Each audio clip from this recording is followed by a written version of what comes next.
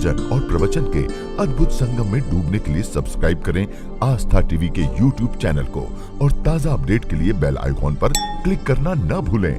आनंद के स्वरूप मात्र प्रभु ही हैं और उनके द्वारा जगत में कहीं भी आनंद नहीं मिल सकता है। हम लोग ढूंढते हैं बाल्यावस्था से ही।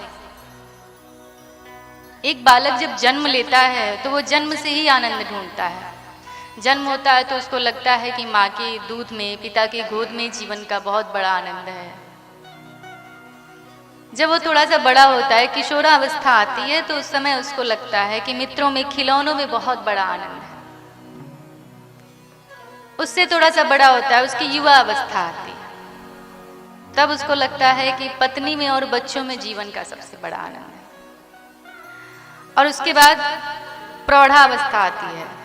जब हर एक मनुष्य का युवा अवस्था बीत जाता है, अर्थात जब पत्नी भी मिल जाए, बच्चे भी हो जाएं, तो फिर वो कहाँ भागता है?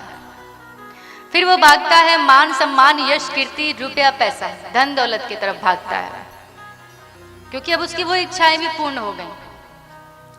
अब जब मान सम्मान, धन दौलत ये सब कुछ पाले, तब एक अवस्था आती है वृद्धावस्था।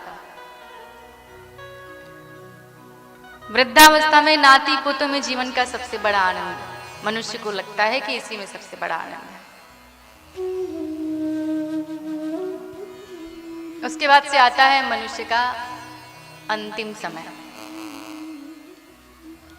और जब मृत्यु की शैया पे मनुष्य लेटा हुआ होता है तो उस समय उसको अपने आप ही ज्ञान हो जाता है कि ये सब कुछ तो बेकार था जिसके मैं पीछे भाग रहा था।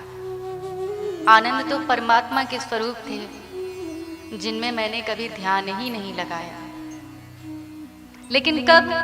तुलसीदास जी कहते हैं, मन पछतई हैं अवसर बीते। समझ में कब आता है? जब अवसर हाथ से निकल जाता है। उस समय मनुष्य के पास समय नहीं रहता है। इसलिए जो बुद्धिमान है वो समय रहते ही भगवान की शरण ले लेते हैं। ये श्रीमद् भागवत महापुराण की कथा, जो कि आज प्रथम दिन है। कई लोग की मान्यताएं ऐसी भी होती हैं कि वृद्धावस्था में कथा सुननी चाहिए।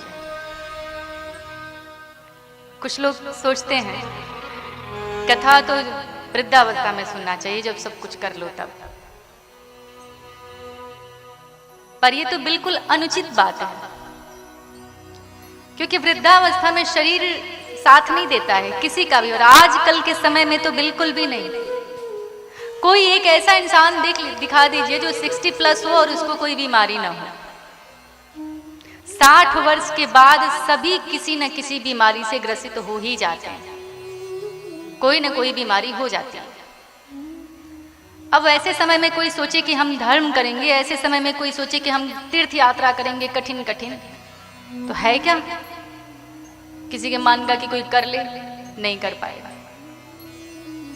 आप 60 के बाद ज्यादा चढ़ नहीं सकते हैं। 60 के बाद आप ज्यादा चल नहीं सकते हैं। सांस फूलने की बीमारी हो जाती है। किसी का बीपी हाई है, किसी को शुगर है, किसी को गठिया का रोग है, किसी को घुटने में बहुत ज्यादा दर्द है। नहीं हो सकता। इसलिए जो भी बुद्धिमान लोग होते हैं वो कभी भी बुढ़ापे के भरोसे नहीं रहते। ये नहीं प्रतीक्षा करते कि मेरी वृद्धावस्था आएगी तब जाके तो हम भगवान की भक्ति करेंगे।